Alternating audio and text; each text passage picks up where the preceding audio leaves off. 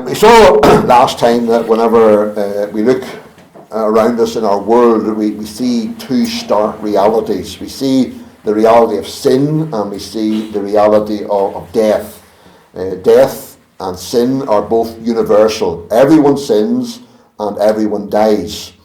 And because that is so, an important question to ask is, why is that so? Why does everyone sin and why does everyone die? The answer is found here in verse 12. We started considering it the last time.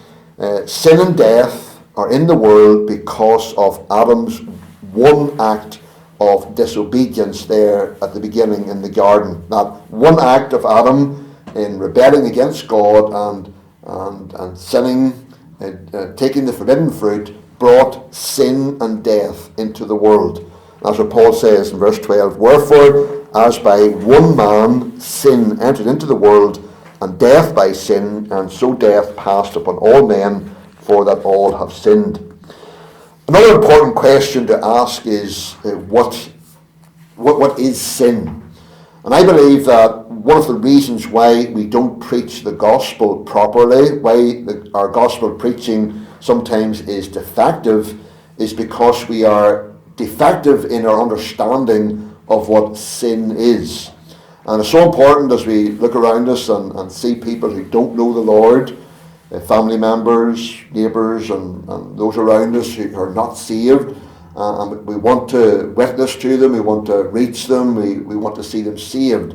But it's important that we understand what sin is, the problem that everybody has, and the issue that people need saved from. It's so vital that we understand something more of what it means that they are sinners and what is sin.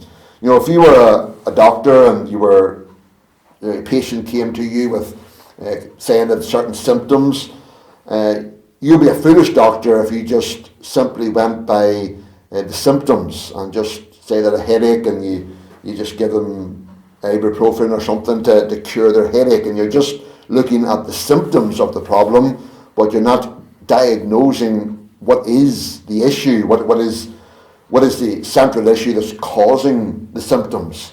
That's what a good doctor will do. And it's the same with people. So often we look at the symptoms of what people have, the unhappiness and the problems that people have because of sin, but we don't really get down to the heart of the issue. What is their sin? What is the issue that causes them to have all these other symptoms? So it's so vital that we understand what the Bible tells us, what the Bible teaches as to what sin is. According to the Bible, sin is a number of things. Firstly, according to the Bible, sin is an act of transgression and of disobedience. 1 John 3 and verse 4 says, sin is the transgression of the law. God gave us his law, his perfect law, and what we do is we break that law. We disobey it, and that's what sin is. God has given us his good law, which tells us what we should do and how we should be, but we break that law. We disobey it. The Ten Commandments, everybody constantly breaks all of those commandments in some form or another. So sin is an act of transgression against the law of God and disobedience. According to the Bible, sin also means that we stand guilty before God.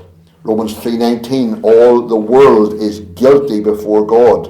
You know, you think of someone in a court of law and they're being charged with something, and then the judge pronounces them guilty.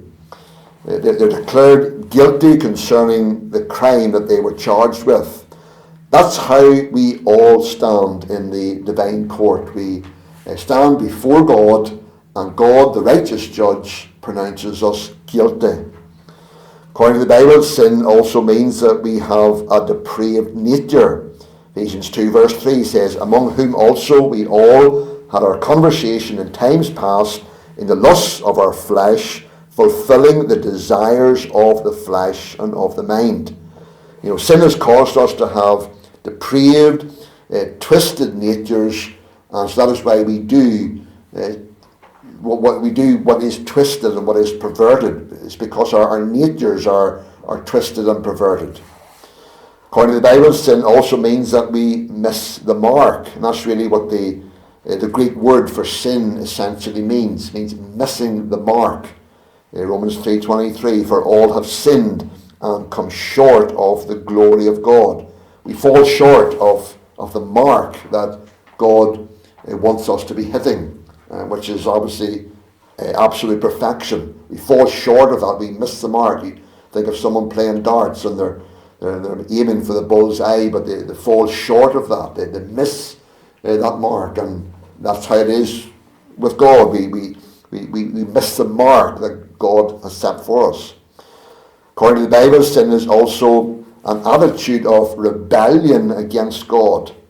Sin's not merely making a mistake. That's what many people define sin as. Oh, we all make mistakes, and they just kind of say sin is just like making a mistake.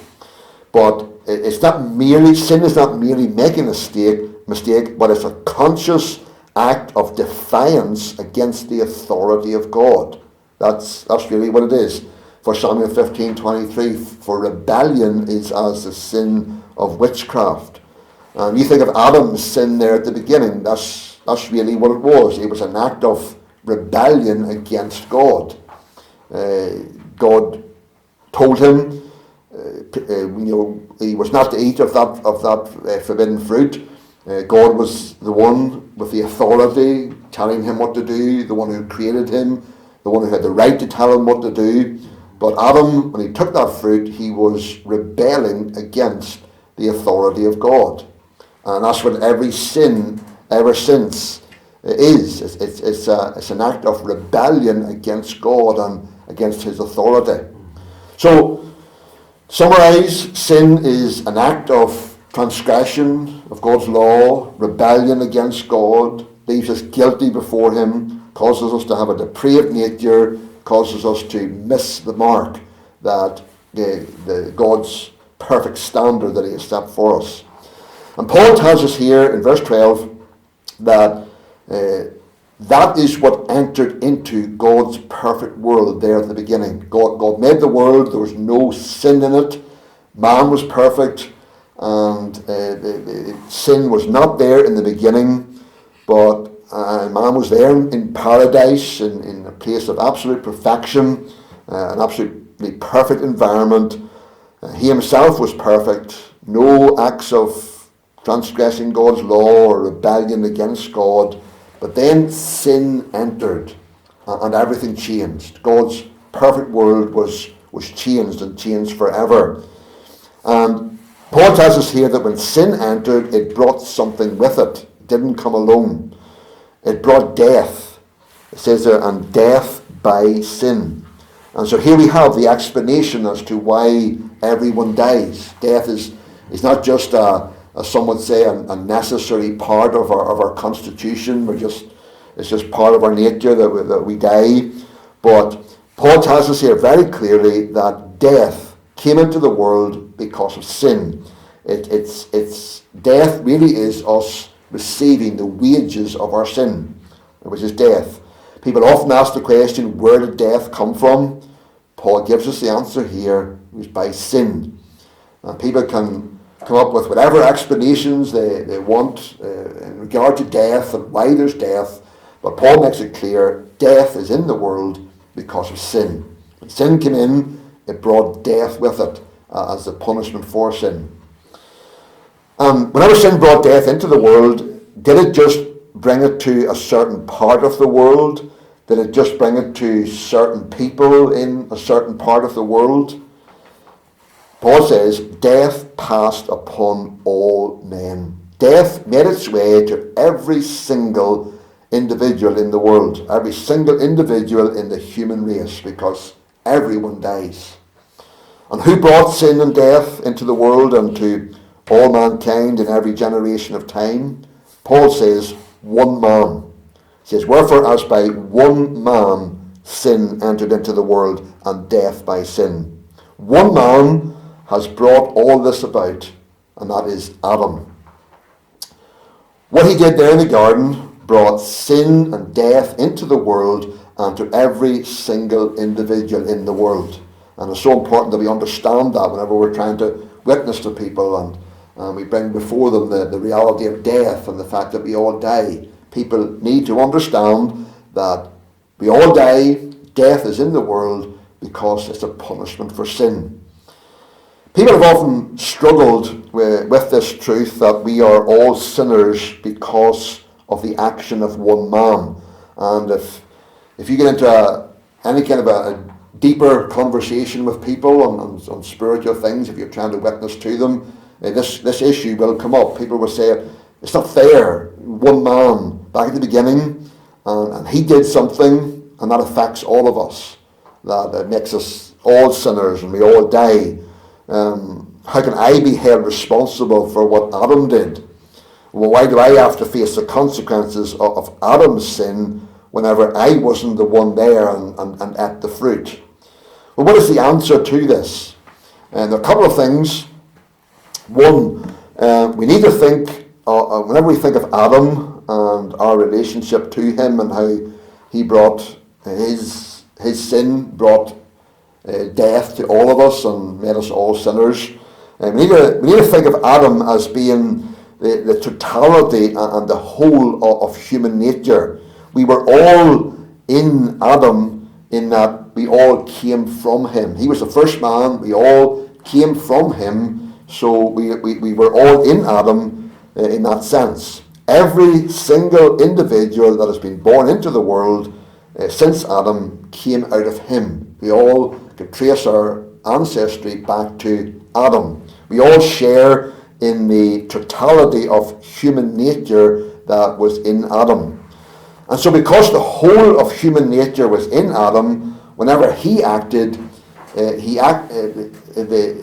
whole of human nature acted as well. If you want to turn over to Hebrews chapter 7, verses 9 to 10, there's a very interesting statement there that illustrates this point, that we were all part of Adam's nature, and that whenever he acted, that the whole of human nature acted with him. Hebrews chapter 7, verse 9 and 10, it says, and as I may so say, Levi also, who receiveth tithes, paid tithes in Abraham, for he was yet in the loins of his father when Melchizedek met him. So this story that the writer to the Hebrews is referring to here comes from Genesis chapter 14, where Abraham had gained a good victory over certain kings. And then whenever he gained that victory over them, he took the spoils that he got from them and he paid a tenth of them to this King Melchizedek. And we don't need to go into the details of what the writer to the Hebrews was saying there, but one of the things he was saying was Levi, who was Abraham's great-grandson, was in Abraham's loins, in his body, at the time that Abraham paid those tithes to Melchizedek. And so we can therefore say that Levi also paid those tithes. Verse 9 says, Levi paid tithes in Abraham. So think about that. Levi wasn't born, he was the great-grandson of Levi. He was still in the loins, in the body of Abraham. But it says that Levi paid tithes in Abraham. The interesting point there is that Levi was in the loins of Abraham. He wasn't yet born, but whenever Abraham paid that tithe, Levi was also paying that tithe because he was in Abraham's body at that time. Levi didn't actively, consciously, and voluntarily pay those tithes. He couldn't, he wasn't yet born. But because he was in the loins of Abraham, Abraham was essentially paying tithes at the same time for himself and for all his future posterity, including Levi. So, in exactly the same way, we can say that the whole of humanity was in the loins of Abraham. In the loins of Adam, whenever he sinned. What Adam did, all of his posterity was also doing. Just like when Abraham paid those tithes, he was paying them. All his posterity was paying them as well. What Adam did, all his posterity was doing as well, because they were in him. This means that the consequences of what Adam did are experienced by all humanity. Adam became a sinner by his act of rebellion against God. He came under condemnation, and so did all who were in his loins, in his body. That is, every single human being. So that's one way, one sense in which we can try to understand that because of Adam's sin, his act of rebellion, we're all sinners and we all die. But secondly, we all sinned in Adam because he was our representative. Whenever God made Adam, he constituted him as the representative of the whole human race. It was as if God said to Adam, Adam, I'm making you the representative head of all humanity, all who will be born from you. I'm making a covenant with you. If you remain obedient to my covenant, remain obedient to me, you will know my blessing. But not only you, that blessing will pass to all of your descendants. They will all enjoy that blessing. If Adam had remained obedient to God and remained in paradise, then we would all have been in paradise as well. What Adam did affected all of us. If he had obeyed, received God's blessing, then we all would have received that blessing. But as if God also said to Adam, if you disobey me and bring my punishment on yourself, that punishment will likewise pass to all of your descendants. He said to him, you are their representatives, so what you do will involve them. Think of an ambassador from our country here going to another country. What he's doing is he's representing all of us in that country. What he does there, he's doing on behalf of all of us. It's as if we are all doing that. Whenever he makes a statement there in that country on a particular issue, he's doing that on behalf of all of us. Or when he signs a document there, he's involving all of us. He's the officially recognized representative of our country. What he does involves all of us. Adam was our official representative, God being the one who appointed him to that position. Whenever he sinned, we sinned in him. His sin involves all of us. That's what God ordained. And God being God has the right to do that. We can object and say, well, I didn't ask Adam to be my representative, to act on my behalf, so how can he do so?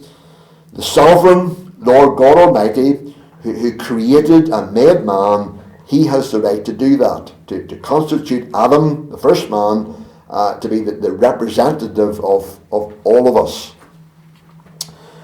It is true that we didn't eat the fruit, but the Bible teaches us that individually and as a human race, we were all represented by Adam. 1 Corinthians 15:22, in Adam all die. Someone has said, I did not eat the fruit. True, you were not physically present in the actual Garden of Eden with the juice of forbidden fruit staining the corners of your guilty mouth. But the Bible seems to indicate that if you had been there instead of Adam, you would have done the same thing he did. And we need to remember that we are sinners by nature and by practice. In a sense, we're sinners twice over. We sin because we are sinners because of Adam's choice. Adam's choice in disobeying God caused us all to be sinners, all to be born with a sinful nature. But we're also sinners because we sin. We choose to sin. It's our choice. Romans 3:23, all have sinned and come short of the glory of God. We're sinners in our own right. We deliberately choose to sin. We're not just potential sinners, having a nature that's capable of sinning, but we're actual practicing sinners. We choose to and we practice sin. James 1:14, but every man is tempted when he is drawn away of his own lust and enticed. Whenever I see a speed limit sign, whenever I'm driving down the road and it says 30 miles an hour, and if I go 40 or 45 and I'm caught and fined and given points on my license, I can't blame Adam for that. I made the choice to disobey the rules and to do what was wrong. We must never think of ourselves as being like robots in this matter. That was forced on me, and I had no choice in the matter. If I had a choice, I wouldn't have chosen to eat that fruit. Rather, we are morally responsible beings. We choose to sin. We love sin and we choose sin, and that's the awful reality in regard to all of us. And as we think of people around us who are not saved, that's the awful reality. They love their sin. They don't want God. They don't want to respond to the gospel or accept Christ. They love their sin. They deliberately choose every day to sin, to do what is wrong in God's eyes. So Paul makes it clear that all sinned in Adam. Verse 12, wherefore as by one man sin entered into the world, and death by sin, and so death passed upon all men, for that all have sinned. We all sinned in Adam, and we all stand guilty before God on account of that one sin of Adam, whenever he deliberately rebelled against God and his clear commandment. God has imputed to the whole human race that one sin of Adam, and it includes ourselves. And remember, as we said before, Paul in this whole passage here is making the case that as believers we have the same relationship to Christ as we once had to Adam. So if we say it's unfair that Adam's sin should be imputed to me, then you also have to say that it's unfair that the righteousness of Christ is imputed to me. What's true on the one side is true on the other. Adam's sin was imputed to me, but on the other side, in our salvation, the righteousness of Christ. Remember, it's not our righteousness. It was Christ's righteousness. We weren't the ones who performed that righteousness. Christ did it on our behalf as our representative. And so that righteousness is imputed to us just like Adam's sin is imputed to us. If you dismiss this truth, say it's not fair or I can't understand it, Adam's sin imputed to me, Christ's righteousness imputed to me, if you say that's not fair or I can't understand it, then what you're doing is you're leaving yourself without a gospel, without hope and without salvation. Thank God both of these things are true. Adam's sin was imputed to us, even though we weren't the ones who committed that original act. But on the other side, Christ's righteousness is imputed to us, even though we are guilty sinners. We did not do anything that would please God. I'm a sinner in Adam, and I'm saved in Christ. And that's the wonderful message that we can take to those around us, people who are not saved. They're in Adam, they're guilty because they're in Adam, and because they choose every day to sin against God, deliberately choosing the pathway of sin. But we can bring the message to them that if they will trust Christ's righteousness, which is not their own, it's Christ's, but it can be imputed to them. All that Christ accomplished for them when he gave his life, when he lived that perfect life on our behalf, all of that can be put to their account, imputed to them, and they can be saved and justified. That's why the gospel is such a glorious message, that God dealt with us in this way. He imputed Adam's sin to us, to the whole human race, but he also, to those who will trust and believe in what Christ has done, God takes his righteousness and imputes it to us. And he can do that for those who are still in their sin, if they will but accept him.